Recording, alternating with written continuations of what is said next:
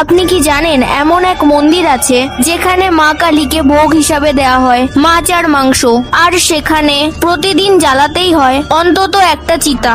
হ্যাঁ, আমি বলছি তারাপীঠ মন্দিরের রহস্যের কথা। বীরভূম জেলায় অবস্থিত এই মন্দিরটি শুধু মন্দির নয়, এটা তান্ত্রিকদেরও বাসস্থান।